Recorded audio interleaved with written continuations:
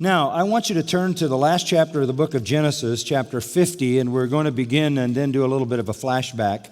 As you know, we are in a series called Unlikely Heroes that is already a prepared book, and it will be available to you by the end of August. You're going to enjoy reading this book, and we're taking a look at some of the heroes, some of the men and women that God used in remarkable ways, who at the beginning were very unlikely to have the level of influence that they have had.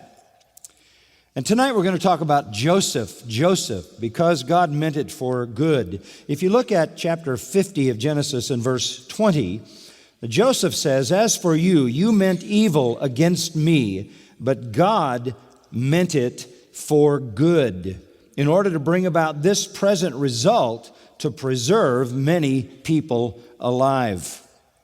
You meant it for evil, but God meant it for good. That introduces us to a characteristic, an attribute of God, which we often call His providence.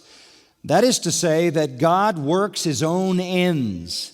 No matter what the intention of people, be it good or bad, God will bring about His own ultimate end. And what God means to happen will ultimately happen. God coordinates and organizes all the apparently independent activities and thoughts and ideas and movements of people, pulls them all together, makes them harmonize with one another to effect His ultimate ends.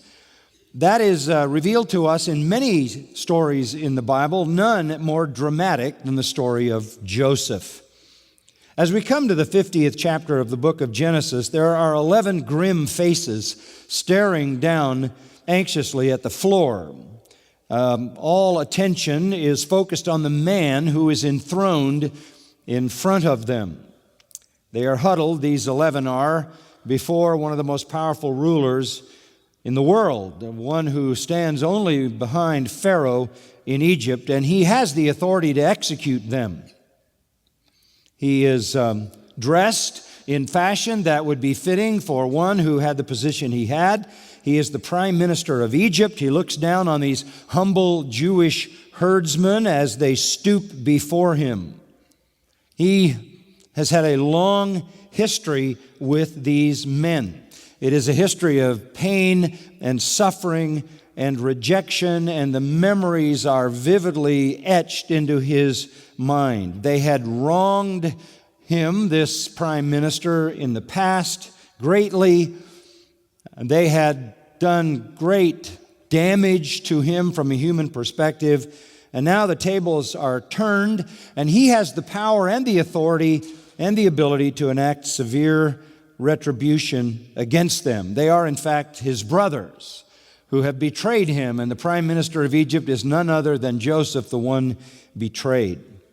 And the question that is posed is that what is the action that Joseph will take against his brothers? His father Jacob is dead. They have already buried him.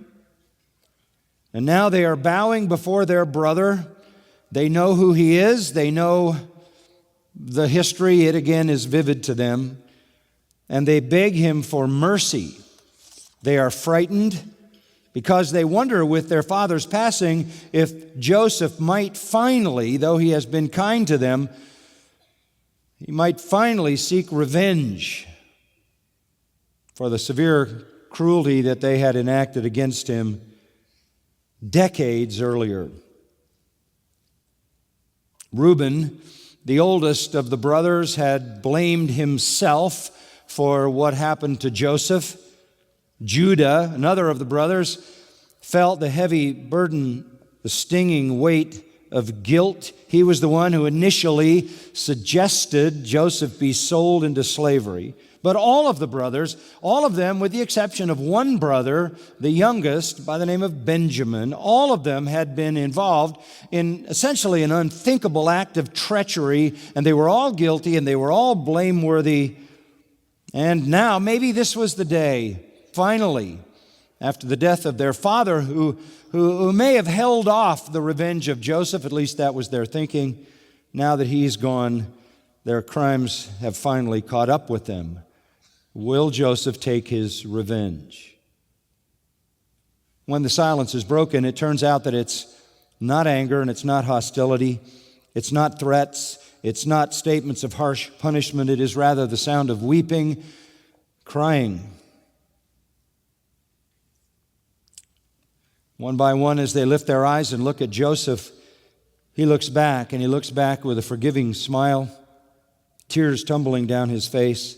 His tears prove to be contagious, and they all begin to weep. And we read the text, Genesis 50, verses 19 to 21. Here are the words of Joseph. Do not be afraid, for am I in the place of God? But as for you, you meant evil against me, but God meant it for good, in order to bring it about as it is this day, to save many people alive. Now therefore, do not be afraid. I will provide for you and your little ones. And he comforted them and spoke kindly to them. There was no vengeance here. There was no hatred. There was no animosity. Joseph treated his brothers with mercy. He treated them with loving kindness. He treated them with undeserved favor. But the question is this: how does kindness and love and mercy and grace become cultivated in the heart of one so wickedly treated? How does this attitude of complete forgiveness and compassion and affection and provision and comfort and kindness come out of the heart of one so horribly treated? The answer is found in Joseph's theology. He had a clear understanding that what his brothers have done to him is evil, but though they meant it for evil, God meant it for good. He had a clear understanding that God was at work and God is in control, and you can trust God for the outcome. It was his theology of the sovereign purpose and providence of God that generated the attitude of his heart. Well, that's a great lesson. Unless we see the big picture of what God is doing through the difficulties of life, the suffering, the pain, the inequities, the injustices of life, we will miss the profound and foundational truth that God is using all of it for our ultimate good and His glory. The big picture that Joseph saw was the reality that though they had mistreated him, it was in the purpose of God. And that purpose was so vast and so all-encompassing and so far-reaching as really to be staggeringly amazing. Bottom line, the Lord used Joseph's suffering and his subsequent circumstances to accomplish His own sovereign purposes. Far bigger picture. God had a plan for the world. And in order to fulfill that plan for the world, He had a plan for the nation Israel. And in order to fulfill the plan for the nation Israel, He had a plan for Joseph. And it all was tied together. The plan for His chosen people included their survival. Their survival during a 7-year famine. During that 7-year famine, they had no food in Israel. That brought them to Egypt, where there was plenty of food. And when they arrived in Egypt, because of the greatness of Joseph, they were given a land of their own, the best of land, called the land of Goshen. And over the next 4 centuries, that group of people would be transformed from a family into a nation that would witness to the glory of God. It was all a part of God's plan to fulfill His covenant promises of a seed and salvation that would extend to the whole earth as He promised Abraham in Genesis 12. God was making all things work together for good to the accomplishing of His great plan. God intended that the trials of this one very unlikely hero would be for the good of his family, and then the good of that nation that would come out of his family, and through that nation, the good of the world. Joseph suffered. He suffered repeatedly in his life, but the Bible never tells us that God was punishing him for sin. Joseph did not suffer because God was punishing him for sin, but he did suffer so that God could ultimately save sinners. There had to be a nation, Israel, so that out of that nation could come Messiah, who would be the only Savior the world would ever know. Now let's go back to the beginning of the story, which takes us back to the 37th chapter of Genesis. Chapter 37. We're going to move fast, so hang on. It all starts with a family feud.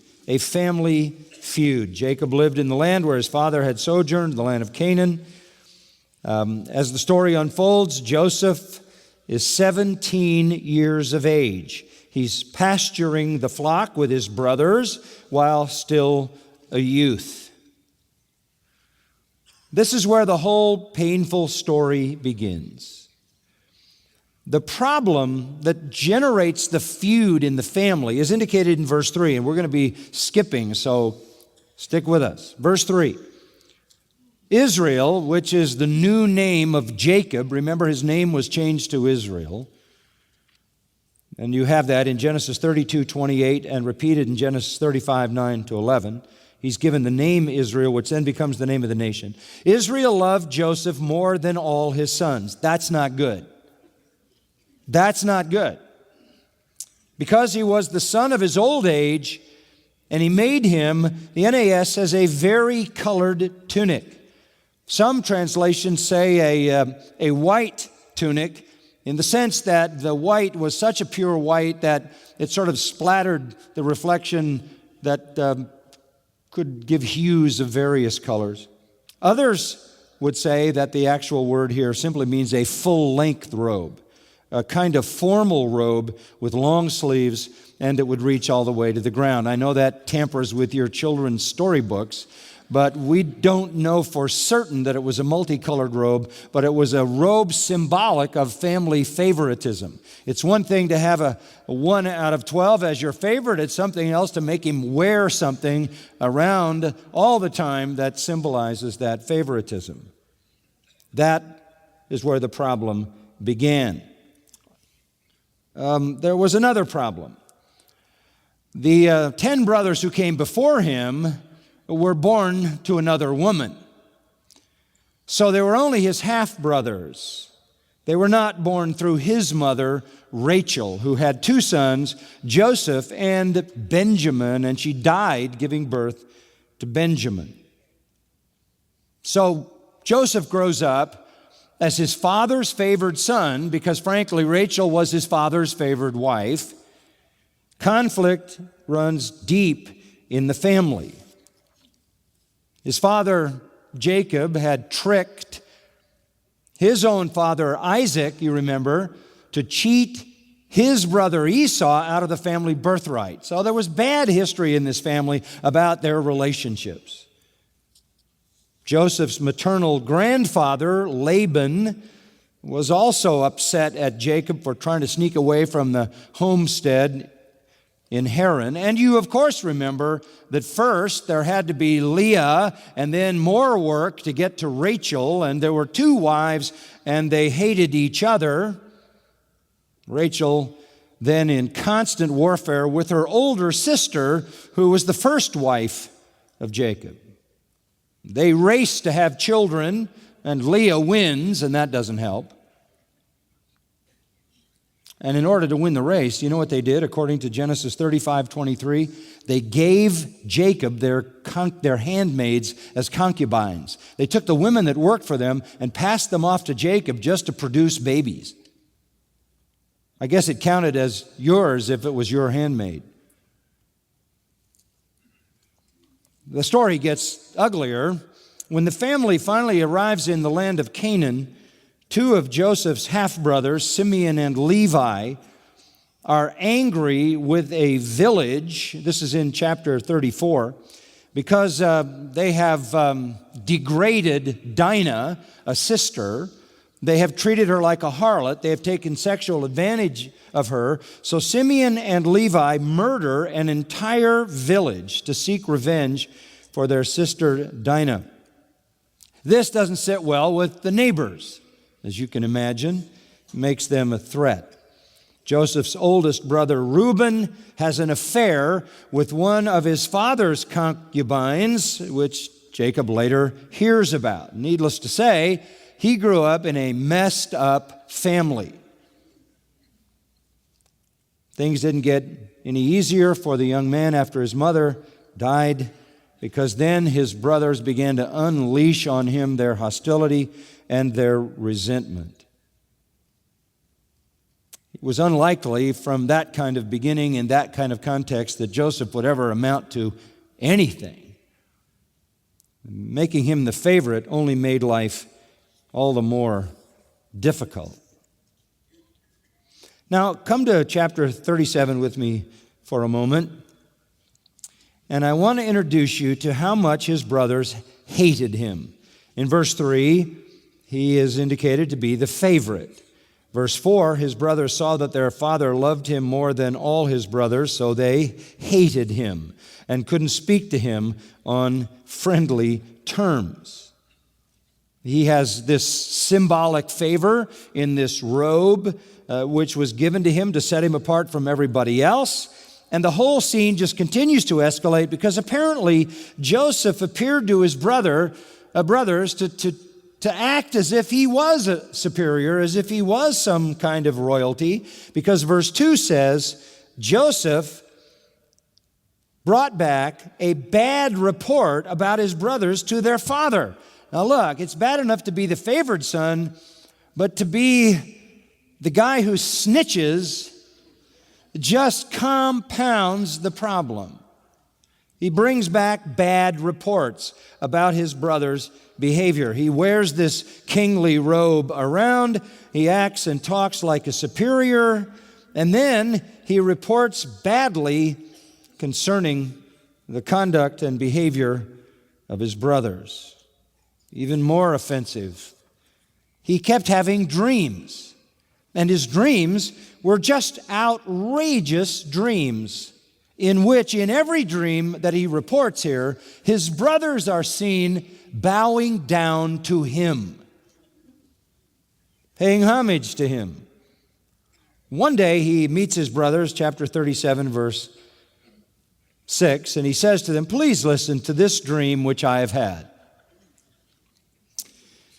For behold, we were binding sheaves in the field, and lo, my sheaf rose up and also stood erect, and behold, your sheaves gathered around and bowed down to my sheaf." Then his brother said to him, "Are you actually going to reign over us? Or are you really going to rule over us?" So they hated him even more for his dreams and for his words. Now, in all honesty, keep your mouth shut might have been a better policy, keep the dream to yourself. They viewed him as spoil-rotten, overfed ego, gone too far.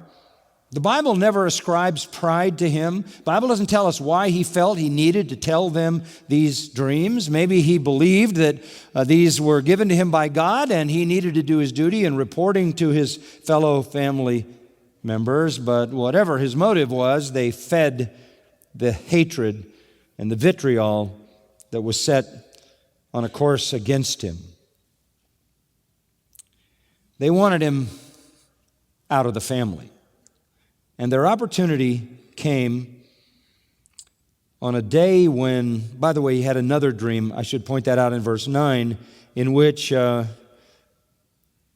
he said, the sun and the moon and the 11 stars were bowing down to me. And they ask in verse 10, shall I and your mother and your brothers actually come to bow ourselves down before you to the ground? His brothers were jealous of him. So that escalated it, of course. But the opportunity for them to take some action happens when they arrive in a place called Dothan, where they're feeding their flocks. Obviously, flocks move around, and they're in Dothan. To make matters worse, apparently Jacob used Joseph as his personal spy to go check on the brothers. So he sends Joseph to Dothan, by the way, 63 miles away. So Joseph goes on a multi-day trek, and we pick up the story in verse 17. They have gone to Dothan, so Joseph went after his brothers, found them at Dothan. When they saw him from a distance, before he came close to them, they plotted against him to put him to death. They said to one another, here comes this dreamer. Now then, come and let us kill him and throw him into one of the pits. And we will say, a wild beast devoured him. Then let us see what will become of his dreams. But Reuben, the oldest, heard this and rescued him out of their hands and said, let us not take his life.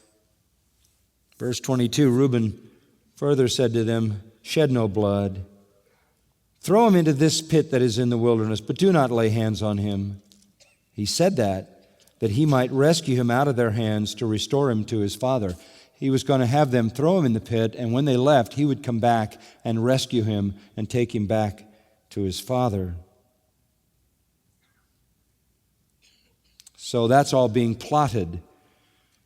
And when Jacob arrives, that's exactly what they do. Verse 23, when Joseph arrived, he reached his brothers. They stripped him of his robe, his tunic, the varicolored tunic that was on him. They took him, threw him into the pit. The pit was empty without any water in it. These were pits that were shaped like a bottle. They had a narrow neck, big enough for a bucket to go down, and the pit was much bigger than that.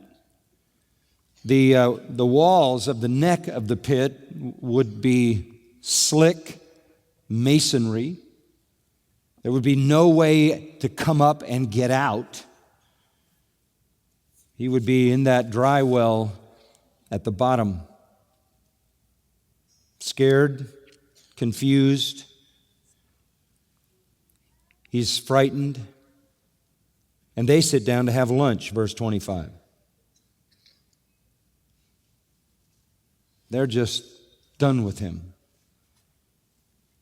And while they're having lunch, somebody spots a caravan coming. Verse 26, Judah said to his brothers, what profit is us to kill our brother and cover up his blood? Come, let's sell him to the Ishmaelites. You remember Ishmael, right? The son of Hagar, the handmaid of Sarah. Let us sell him to the Ishmaelites and not lay our hands on him. He's our brother, our own flesh. The brothers listened to him. And some Midianite traders passed by. They pulled up, lifted Joseph out of the pit, sold him to the Ishmaelites for 20 shekels of silver. Apparently, they offered the deal to the Ishmaelites and the Midianites, and they took the highest price. 20 pieces of silver, by the way, was the average price for a male slave. The terrified teenager has been hoisted out of the pit, handed over to a group of North Arabian Ishmaelite traders headed for, of all places, Egypt. Joseph continues to plead with his brothers. You won't find that in Genesis chapter 37, but you find that mentioned later in chapter 42 and verse 21, which says, truly we are guilty concerning our brother as they look back, because we saw the distress of his soul when he pleaded with us, yet we wouldn't listen. So he pleads with them, please don't do this to me. He's pleading for his life. They want him gone permanently out of their lives. They've satisfied themselves that they're not going to kill him, they're not going to murder him, they're going to sell him for what they can get. So he descends from being a favored son, wearing the regal robe of favoritism, to being a kidnapped slave. They have engaged in human trafficking, if you will.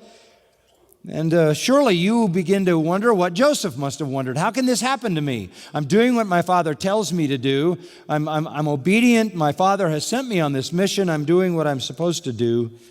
And then he must have been asking this question: what do those dreams mean, right? Because my brothers aren't bowing down to me. My brothers have sold me into slavery. He's 17 years old, by the way. He's 17 years old. His whole world is flipped completely on its head.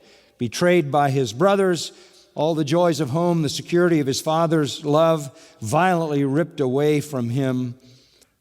The Lord doesn't condone this evil, of course not. But God will overrule this evil and accomplish His purpose and bring those dreams of bowing brothers to pass in the future. By the way, Reuben, during the negotiation with the Midianites and the Ishmaelites, apparently had wandered off somewhere, and he didn't return until Joseph was gone. And so Reuben's response is in verse 30. He returns and says, "The boy isn't there. As for me, where am I to go? How am I going to face my father?" He tears his clothes. We've got a problem here. How do we explain what we've just done with our father's favored son? Well, they concoct a very elaborate lie. To make a long story short, they kill a goat.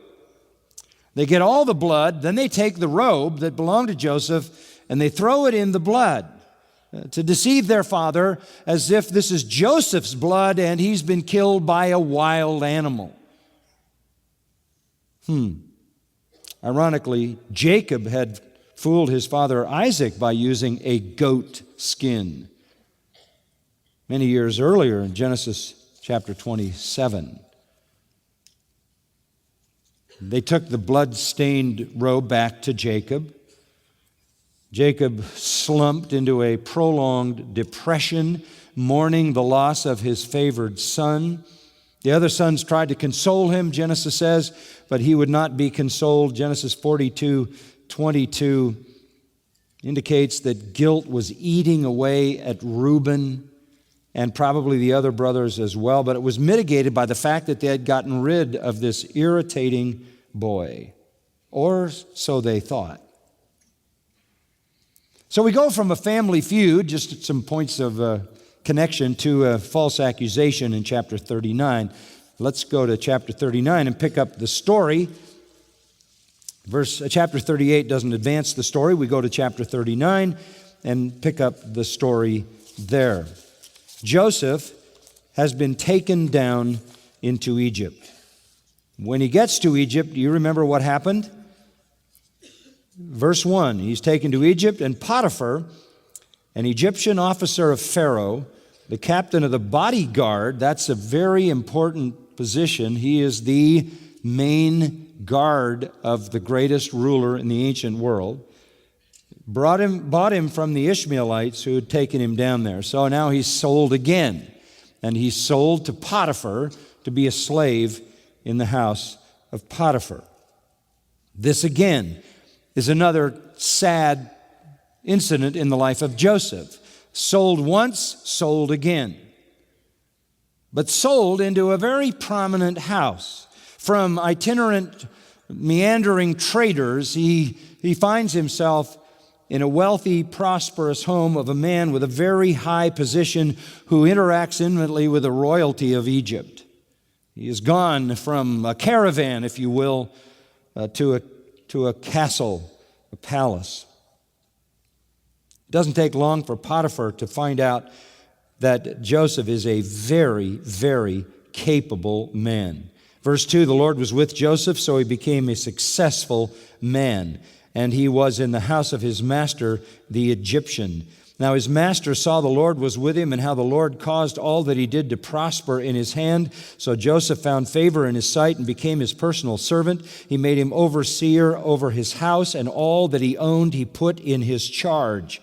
It came about from that time he made him overseer in his house over all that he owned. The Lord blessed the Egyptian's house on account of Joseph. Thus the Lord's blessing was upon all that he owned in the house and in the field. So he left everything he owned in Joseph's charge, and with him there he did not concern himself with anything except the food which he ate.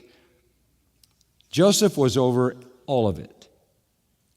It was the providence of God that he ended up in Potiphar's house because his master was an intimate in the court of Pharaoh. It allowed Joseph to meet royalty and to interact with royalty and to become very familiar with the noble customs of Egypt. Such knowledge would later prove critical and essential for the role that God would have him. He is now directly the manager of all of his master's resources, and he's responsible, and he's getting on-the-job management training for a much bigger management experience that he's going to face very soon in his future.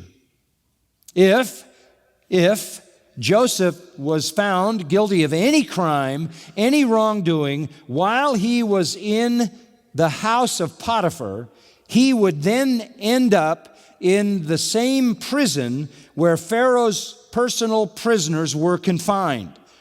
There was a prison, or a part of the prison, where those who had violated the Pharaoh were placed, or violated those near to the Pharaoh were placed. According to Genesis 39:20. That also is crucial to the plan. And the plot thickens when Potiphar's wife begins to notice Joseph. And she likes what she sees. The end of verse 6, he is handsome in form and appearance. And it came about after these events that his master's wife looked with desire at Joseph. She's pretty direct. She says, "Lie with me." And Joseph responds. He refused. Said to his master's wife, "Behold, with me here, my master does not concern himself with anything in the house." That's the highest level of trust. "He has put all that he owns in my charge. There is no one greater in this house than I. He has withheld nothing from me except you, because you are his wife. How then could I do this great evil and sin against God?" It's not just Potiphar, it's God. And as she spoke to Joseph day after day, same message, "Lie with me," he did not listen to her to lie beside her or be with her. She attempts repeatedly to seduce him. He rejects every attempt. He takes the noble ground, asserts the trust of his master of far more value than some dalliance with her. However, on one of those days, when Joseph is alone in the house, according to verse 11, and none of the men of the household was there inside, she caught him by his garment, saying, "Lie with me." And he left his garment in her hand and fled and went outside. He just bolted. He was fleeing immorality. And she's standing there holding the garment. When she saw that he had left his garment in her hand and fled outside, she called to the men of her household and said to them, "See, he has brought in a Hebrew to us to make sport of us. He came in to me to lie with me, and I screamed. When he heard that I raised my voice and screamed, he left his garment beside me and fled and went outside." So she left his garment beside her until his master came home.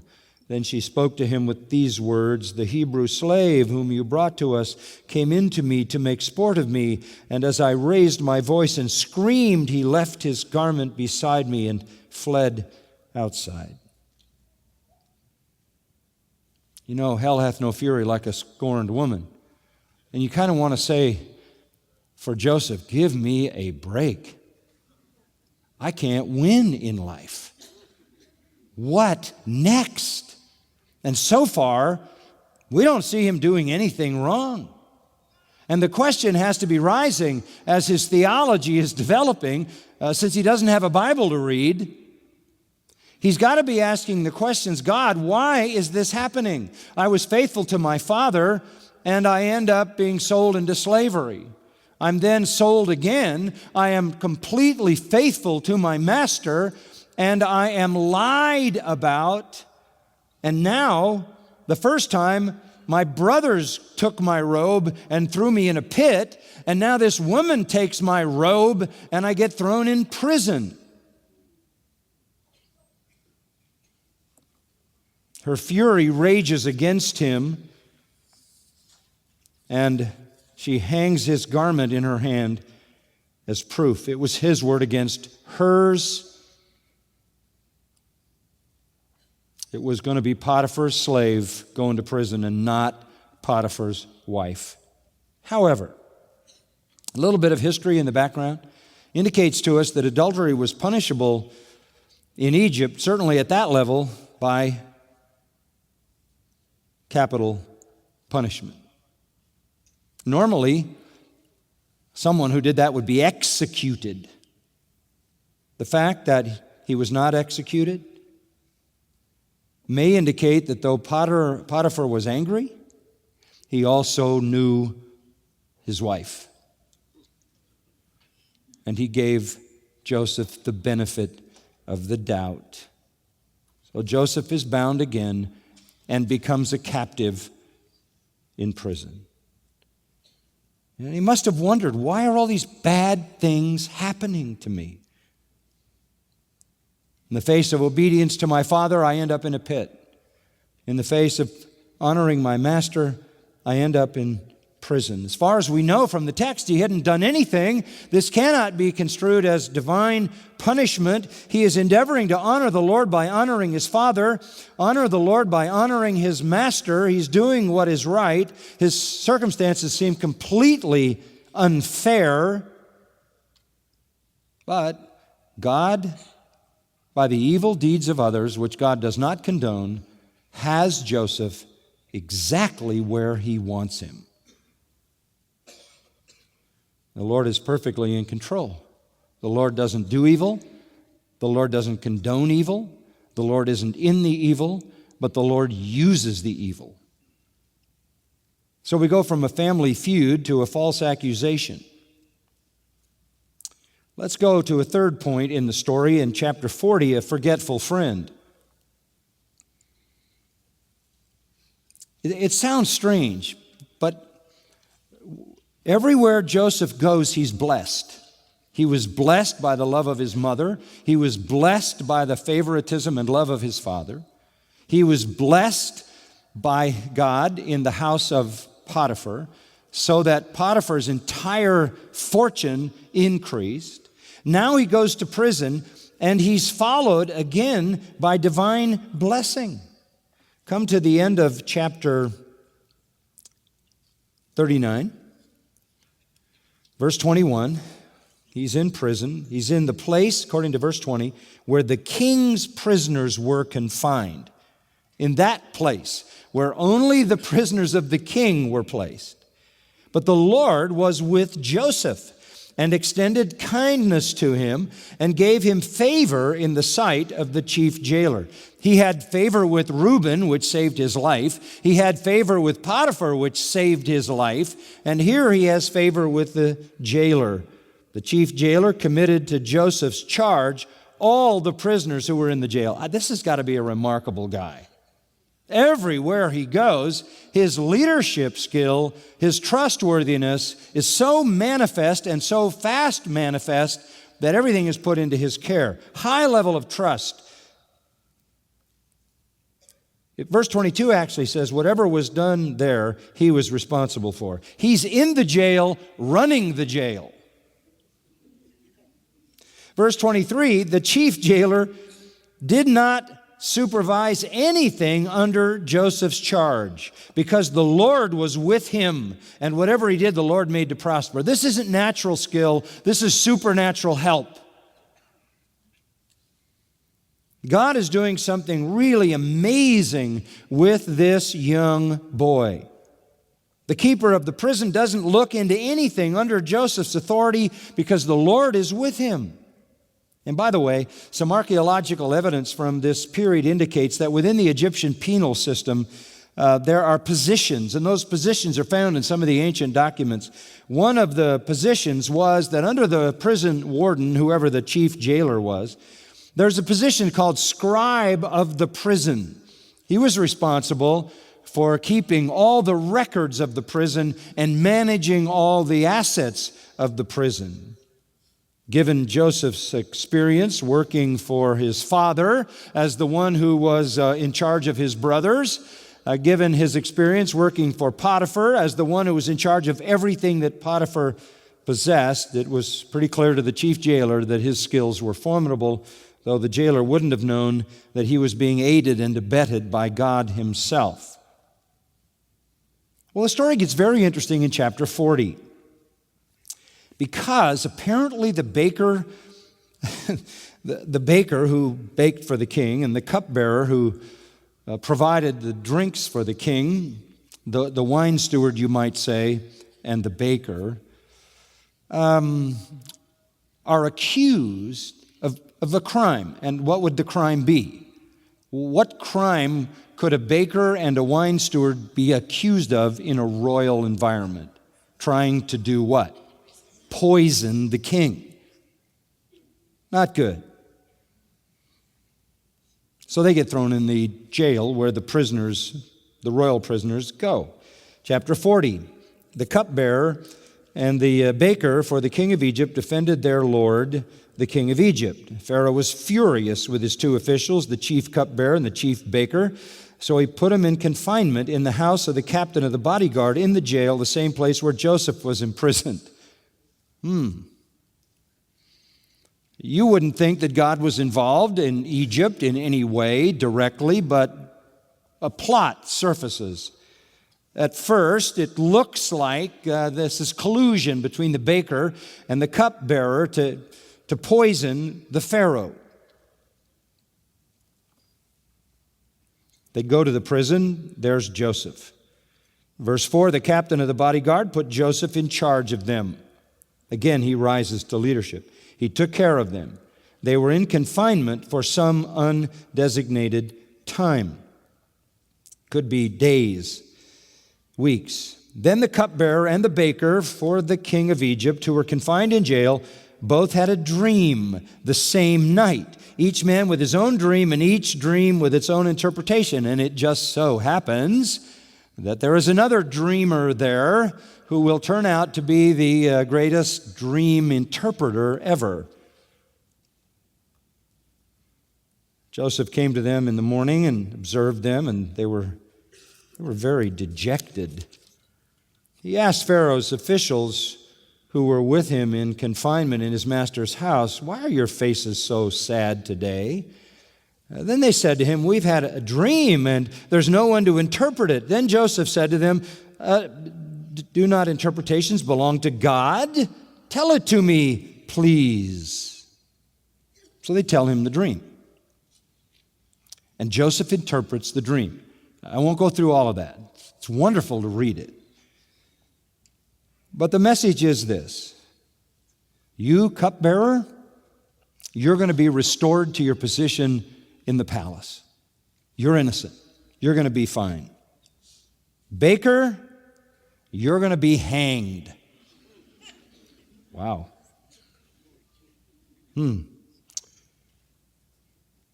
so that's what happened. Verse 21, the chief cupbearer was restored to his office. Verse 22, the baker was hanged. So the baker was the one plotting, and the cupbearer was innocent. It is clear from the text of Genesis that it is God who gives to Joseph the interpretation. Joseph can't read the future. Joseph can't predict the future any more than Daniel could centuries later when God gave him dreams. No man has the ability to tell the future. Well, you would assume that the cupbearer would have been a good friend to Joseph because Joseph had given him such a good interpretation. And so Joseph speaks to the cupbearer, chapter 40, verse 14. I just think this is so wonderful. Keep me in mind when it goes well with you. Don't forget me here languishing in prison. Do me a kindness by mentioning me to Pharaoh and get me out of this place. For I was in fact kidnapped from the land of the Hebrews. And even here, I've done nothing that they should have put me into the dungeon. That's a simple request, right? When you get back to the palace, would you just say a word for me? Look at verse 23. The chief cupbearer didn't remember Joseph, but forgot him. That's how the 40th chapter ends. He forgot him.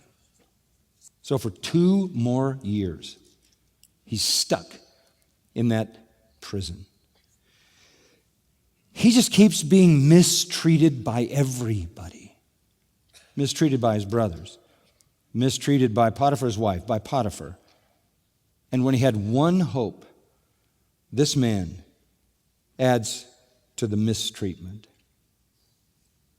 And again, we have to ask the question, why is all of this happening to this innocent man?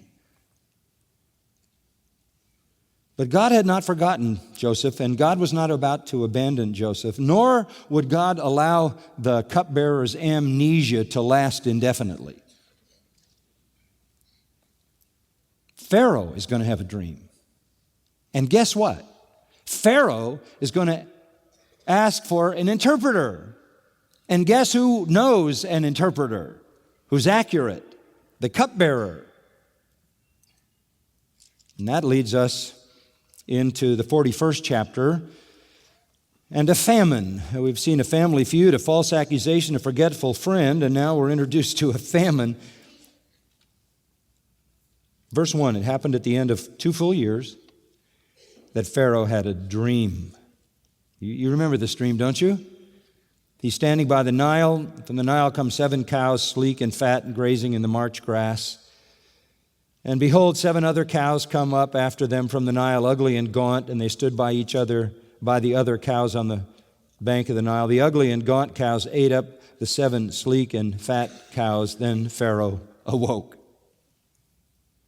He fell asleep and dreamed a second time, and behold, 7 ears of grain came up on a single stalk, plump and good, and behold, 7 ears, thin and scorched by the east wind, sprouted up after them. The thin ears swallowed up the 7 plump and full ears, and Pharaoh awoke, and behold, it was a dream. He wakes up in a cold sweat, by the way, because he's had these dreams that he can't comprehend. He doesn't understand them. They're shocking. It's a shocking pattern of the skinny cows eating the fat ones and the skinny grain gobbling up the thick, plump grain. Verse 8 says, the next day his spirit is troubled. In the morning he sent and called for all the magicians of Egypt and all its wise men. This falls into the category of a frightening, terrifying nightmare. The images are rather benignly presented, cows and grain. But whatever the form of this dream, it was a very, very troubling experience. Elements of fear had gripped his heart. He is deeply troubled in the morning. He gets the magicians and all the wise men, tells them his dreams, and there's no one who can interpret them to Pharaoh. No one. Then verse 9, the chief cupbearer spoke to Pharaoh, saying, I would make mention today of my own offenses. Pharaoh was furious with his servants, and he put me in confinement in the house of the captain of the bodyguard, both me and the chief baker. We had a dream on the same night, he and I. Each of us dreamed according to the interpretation of his own dream. Now a Hebrew youth was with us there, a servant of the captain of the bodyguard, and we related them to him. And he interpreted our dreams to us. To each one he interpreted according to his own dream. Just as he interpreted for us, so it happened. He restored me in my office, but he hanged him, meaning the baker. Well, the alarming situation of Pharaoh showing up in the morning before all the people in his intimate circle jogs the cupbearer's bad memory, and he remembers Joseph. Pharaoh wastes no time in securing Joseph. Pharaoh sent and called for Joseph. They hurriedly brought him out of the dungeon, and when he had shaved himself and changed his clothes, he came to Pharaoh. So whatever they were allowing him to do, he was still a prisoner in filthy clothes, unshaven. Change of clothes and a quick shave. Pharaoh said to Joseph, "I've had a dream. There's no one who can interpret it. But I've heard it said of you that you can understand a dream to interpret it." So Joseph answered Pharaoh, saying, "It is not me. God will give Pharaoh an answer of peace." So the king does what? He tells him the dream. Starting in verse 17, he reiterates the dreams. Both of them had the same kind of imagery. Both depicted some future reality. And what is the future reality? It is this. Joseph interprets the dream. You will have 7 years of plenty in Egypt, followed by 7 years of famine.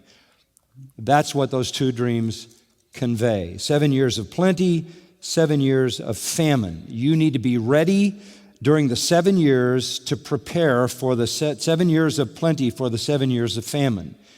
You need a man with administrative skills, management skills to organize the storage effort, to make sure that you take those 7 years of plenty and save enough for the famine. Think about where we are in this story.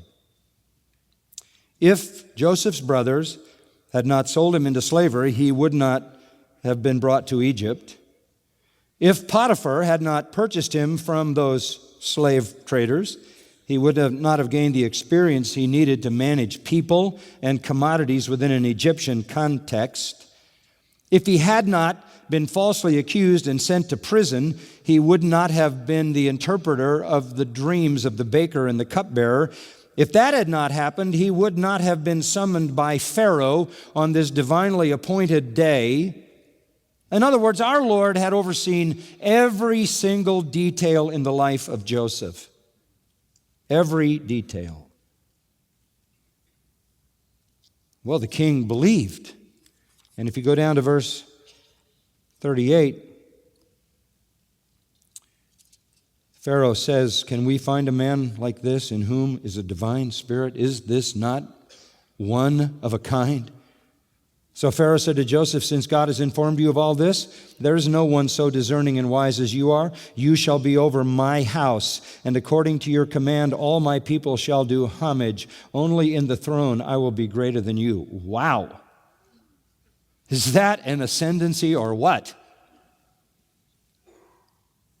"You shall be over my house, and all my people shall be ruled according to your word. Only in regard to the throne will I be greater than you." And Pharaoh said to Joseph, "See, I have set you over all the land of Egypt." Verse 41. In a moment, all of Joseph's fortunes have been reversed. It's stunning. In the morning, he's awakened in a prison cell. At night, he goes to bed in a palace. 13 years earlier,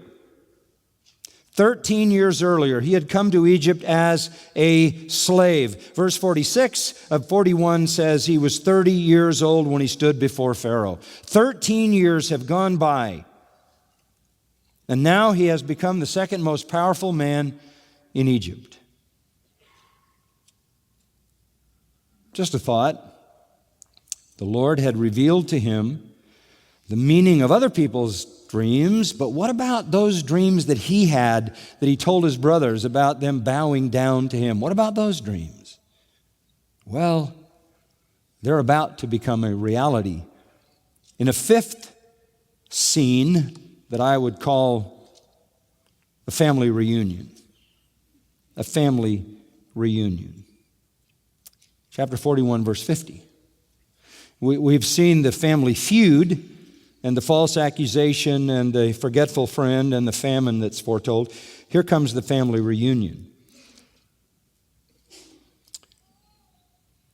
We start in verse 50, and we read, in the year before the year of famine came, during still the years of plenty, 2 sons were born to Joseph, whom Asenath, the daughter of Potiphar, priest of On, bore to him. Joseph named the first Manasseh, for he said, God has made me forget all my trouble and all my father's household. So there was a real reversal in his fortune, so that he named his son Manasseh, which means forgetful, because God has made me forget all my toil and all my father's house. He had another son, and his other son is named Ephraim, which means fruitful, for God has caused me to be fruitful in the land of my affliction. Verse 52. Now look, he's in Egypt. It's been a long time. Years have gone by, 13 years and more years have gone by. We're into the famine, maybe in the last year of the famine, 7 more years have gone by. And just note this, he is still referring to God as the one at the center of his life. That's who he's referring to. God has made me fruitful. God has made me forget. This is a godly man. God is on his mind. Well, the good years end and the famine begins. And not only were the Egyptians themselves saved from mass starvation, this is huge. This is an entire nation of people. They are saved because of the dream interpretation of Joseph and their planning led by him during the 7 years of plenty. But multitudes of other people surrounding Egypt are saved from suffering starvation because Egypt has enough for them and enough for others to come and buy, and this makes Egypt richer and richer and richer.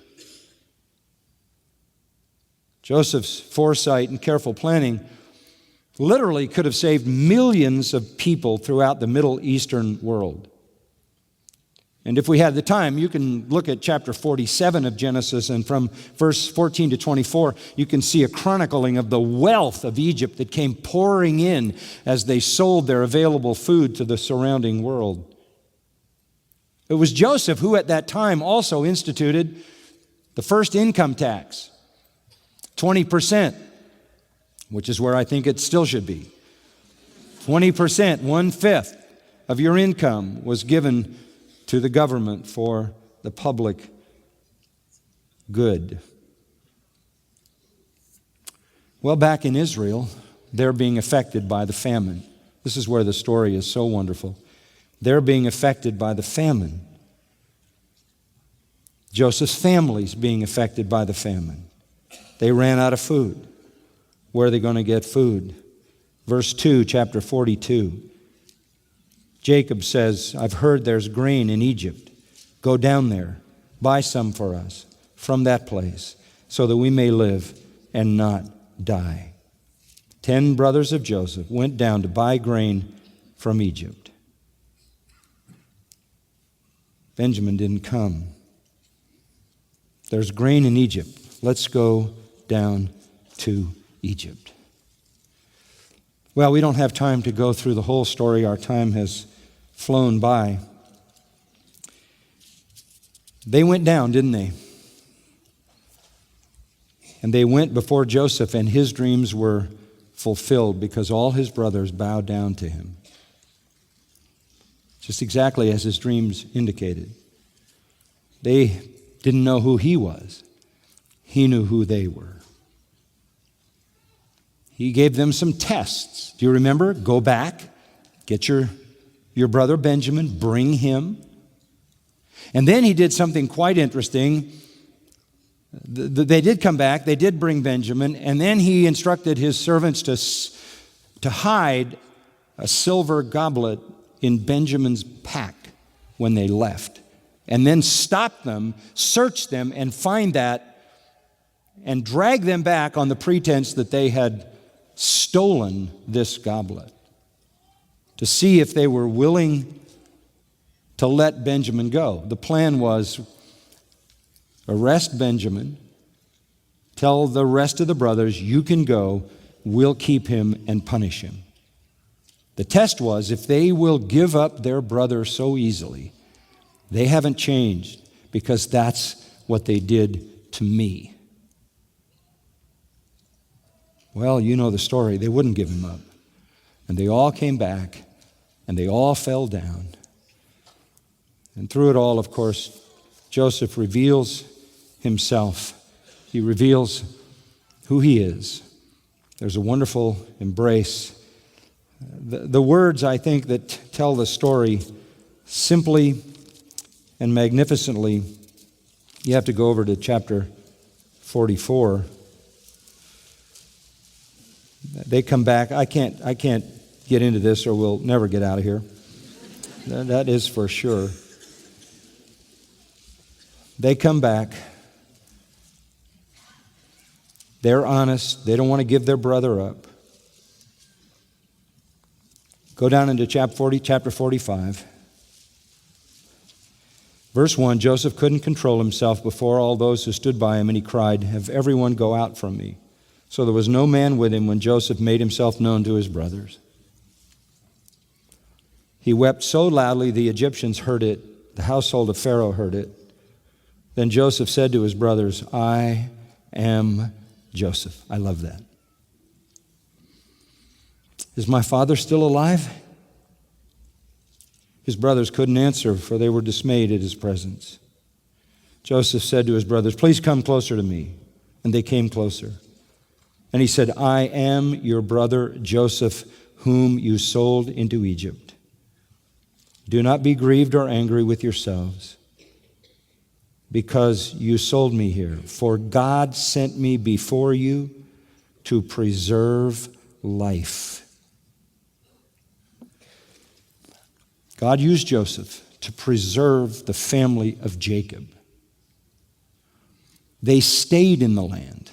They went back. They brought all their children. They brought their family. If you go over to chapter 46, verse 5, Jacob came, the little ones, wives in the wagons which Pharaoh sent to carry them. They took their livestock, their property, everything they'd acquired in the land of Canaan. They came to Egypt, Jacob and all his descendants with him, his sons, his grandsons with him, his daughters, his granddaughters, and all his descendants he brought with him to Egypt. When they got to Egypt, they were given the land of Goshen. They were there 400 plus years, and in that 400 years, they became 2 million people. And then they had a Pharaoh who knew not Joseph. And they turned him into slaves. And God brought the Exodus, and they went to Canaan. And the rest is redemptive history. God used this very unlikely hero to save his people.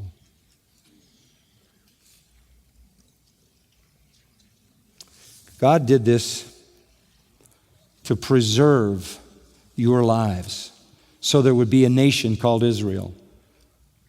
The witness nation, the nation from whom the prophets would come, the nation who would be given the scriptures, the nation from whom the Messiah would come, the nation through whom the world would be blessed. Genesis 46, "I am God, the God of your father. Do not fear to go down to Egypt. I will make of you a great nation there." And that's what God did. Jacob died at the age of 147, but the nation became 2 million. And as I said, the rest is the redemptive history. Just in closing, chapter 50, and we'll skip. You can read it on your own. This is a beautiful ending to the book of Genesis. This is where we started and this is where we'll end. Joseph's brothers realize their father is dead. They take him back to the land of Canaan, they bury him. And now they say in verse 15, "What if Joseph bears a grudge against us and pays us back in full for all the wrong which we did to him?"